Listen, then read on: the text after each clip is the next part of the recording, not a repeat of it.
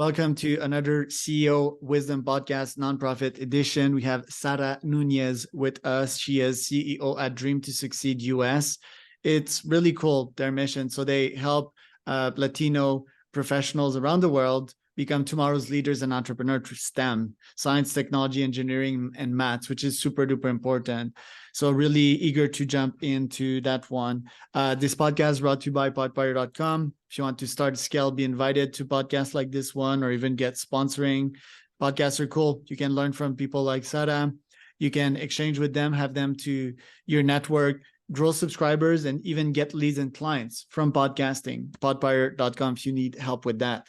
Sara, welcome to the podcast. Can you tell me a bit more about yourself and a bit more about Dream to Succeed US? Thank you so much for inviting me, Charlie. I think this is a great opportunity to share some perspective and activate the community out there, because I think is what we're doing at Dream to Succeed is really activating each other to push people forward, to help them as much as somebody did for us. So telling you about myself, I'm from Colombia originally. I've been here in the United States for more than 33 years. Traveled the world, very successful in my career. I've been doing a lot of digital transformation effort for global companies, and understanding where we're going and what the future look like in 2050. I think gave me this urge need to not only do my job, which is my responsibility, but also activate my duty as a serving leader for my community and inspire many Latinos, because I see this change going on with artificial intelligence and all the emerging technology as an opportunity for all of us. So I will tell you more about it as we go through the conversation, but thank you so much for having me here. And, I want to highlight something, Charlie. I see that you are an achiever. I'm an achiever too. I'm a fan of a Strength Finder. So I love your talents, adaptability, learning, and achiever.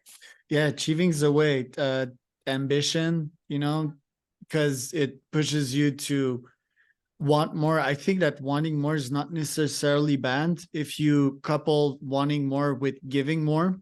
I think a lot of people at the top have that value as well, being generous, sharing the meal. And I think this world needs more ambitious people that want to give more, and achievers, that set goals and put up the action to actually achieve them. And that segues pretty nicely into the next part of the convo, which is related to STEM. And so that caught my attention. The entrepreneur keyword also caught my attention. I think that thinking in an engineering way, thinking in a mathematical way, and most importantly, thinking in a scientific way is super important. For example, I run a bunch of cold email campaigns nowadays. That's how we got in touch. And I'm constantly experimenting stuff and seeing if it works or not, and seeing if there's statistical relevance or not. So why STEM? And also tell me about the entrepreneurial facet of the business there, which I very much strongly support. Yeah, so STEM is critical, because that's the foundation of every discipline out there, every job in the world. And the world is changing. And I think I mentioned a little bit about artificial intelligence and all this emerging technology coming very aggressively. And the fact of the matter is that every single letter that STEM provide you, science, we have great new technology, new way of looking at data nowadays that can take us to a better future. It will take us to discover new ways of saving people's life and be more predictive, because data is going to help us there. So that's what AI is doing in that area, as a one-line summary. And then you got technology. It's just how we go about looking at the application of the emerging technology to really see engineering and mathematics being changing, and see how we can use those components to really drive solutions. And it could be in any field. So I think STEM is because every single component of careers and jobs are changing, and that is basically the foundation of all. Right. And the entrepreneurship component, I think mathematicians, I think it was being like 100% replaced by AI in the last report. scientists, I mean, depending on if you can, if it's online or physically, physically we're not there to make scientific tests. So science is like the mindset that needs to be adopted. So sure for that. Engineering is also the mindset, the systematic mindset. So I believe these skills are super duper important. The entrepreneur of the future that you'll be helping, do you feel that they will have a set of skills? They will be very creative. They will be very experiment driven, and the rest they will outsource to an AI. Is that how we need to educate Latino folks around the world to thrive financially? Absolutely. I think, and that's where I see the opportunity, Charlie, is over time, we go to school with the hope of finding a job, right? And getting to a company that hopefully take us for 20, 30 years. That mindset changed a little bit, right? In the last couple of years, where people were really jumping from one company to another. In today's world, I think these new changes that we're introducing with technology and the evolution that we have as human beings is really take us to be more creative. And I think this is where I find that we all have a great opportunity, because even in the past, Latinos only were represented by 7% in the STEM community and in professional circles. We wonder why the number was so low and why people had to leave their countries, right? And why they had to go in this, well, the fact of the matter is there were no jobs, right? And they had to flip. And that moving to a different country means that the brain was waste. People went to school in their country. Now they have to adapt to a new country. That means that they have to go backwards. I had to do any job to survive. Man, I'm not going to be hired as a doctor here. I had to go back, validate my credential, learn English, do all this stuff. It's easier for me to survive and get a simple job, cleaning office, do whatever. And then in that transition, the brain waste take place, right? That intelligence leave. So I think, if we look at entrepreneurship as an opportunity, that means that regardless where you are, you can create new solutions and you could create business and job for yourself and the community. Right. One of the causes I will be personally contributing to in the next years in Mexico will be to have people stop, trying to cross the border in the US, because they can just have a laptop and make even more money. Also, they don't need necessarily to sell drugs. That's a very financially stupid decision if you factored all the risks inside of it. They just need a laptop and they can make a bunch of money from here. In the US, I mean, not most folks, but let's call it 30% don't even want of them. They don't want immigrants. I mean, that those are facts, whether it's because of racism, whether it's because of weakness. It's mostly weakness, right? It's just like, oh, they'll steal my job. Well, guess what? AI will, way before a Mexican immigrant will. So it's kind of loser mindset. But if that is going to happen, I mean, stay in your country and take advantage of the next AI wave that will happen. But I find it's quite hard to teach someone adaptability. It's quite hard to teach someone tech resourcefulness, how to use tech and how to make it work for you. It's quite hard to teach people entrepreneurship or taking your own decisions and planning and making a roadmap and getting up every day and accomplishing that roadmap. So how would you teach people these skills so that they can thrive? Well, that's where I'm really excited about the foundation and what we're doing to make an impact. I'm going to explain to you how the program works. We do partnership with technology companies.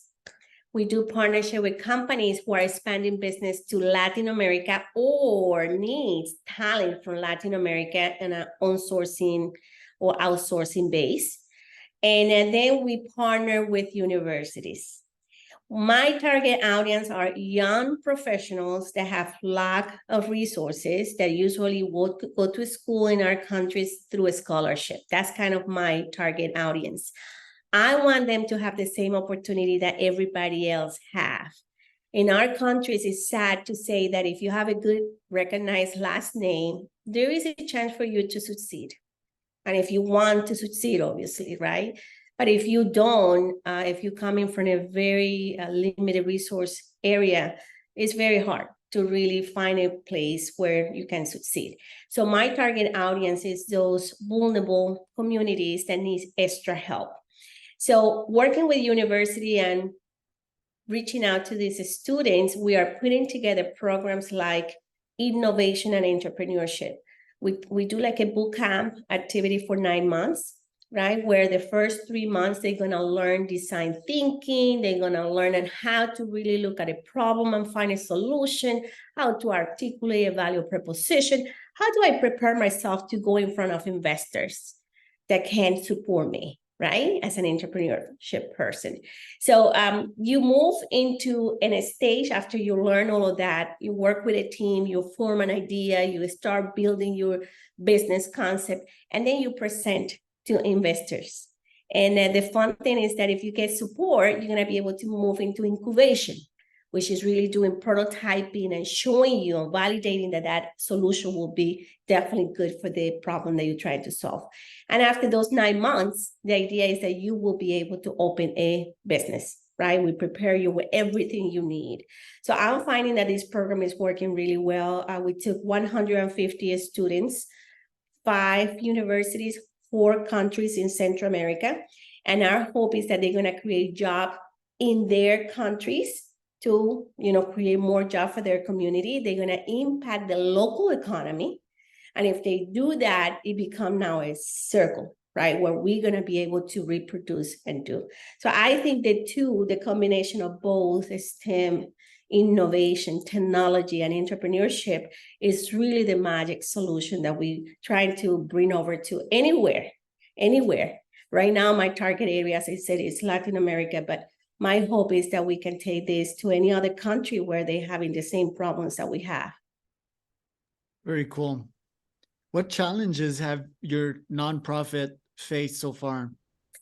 Well, I'm going to say that, I started the foundation with my own funding. And I think at this point that it's growing, I have to start looking for funding, right? It's like building a company and make sure it's sustainable, have the right amount of people doing the mentoring, the coaching, the guidance, running the program. So I think my biggest challenge right now is to move from, hey, a couple of people wanting to help creating the infrastructure necessary to really move forward. And then I'm obviously going to need to look for funds.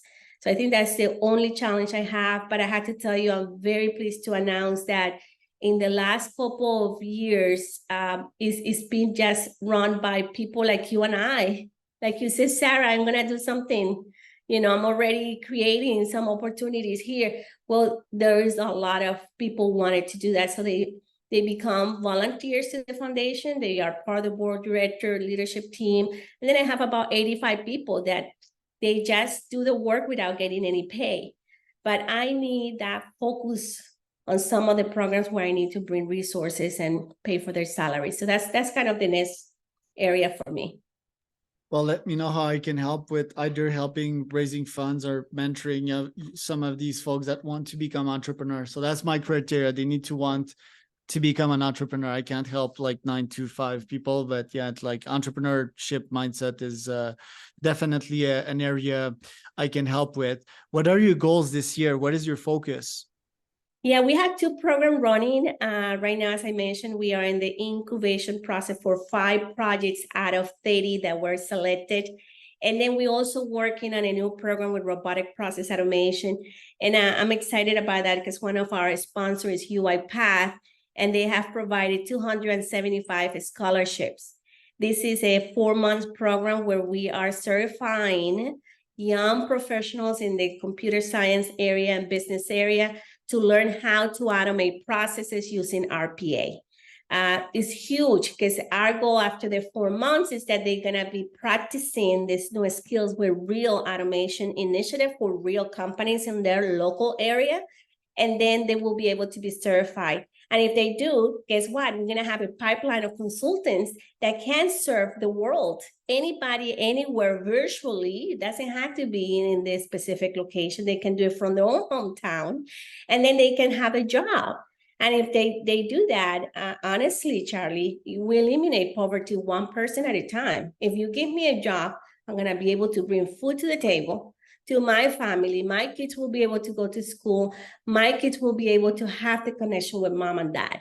And I think we break that problem where people leave their countries, the family is apart, right? And then we not really generating money for the local area. Therefore, our development process go very slow.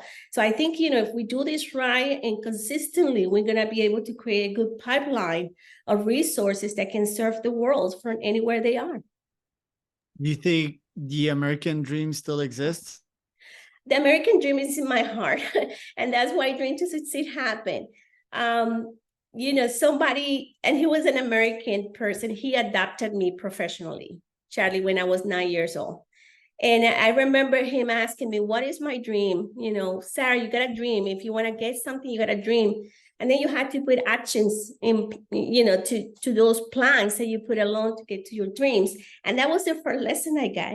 And I think everybody deserves to have a dream. And if it's the American dream, the ideal for everyone, well, it could be the American dream for every human being anywhere in the world, which is simply, hey, I'm here as a human to serve. I'm here as a human to be worth it. Hey, to go to school and become a professional, have a job, and then have a family, get a car, get a house. That's the American dream.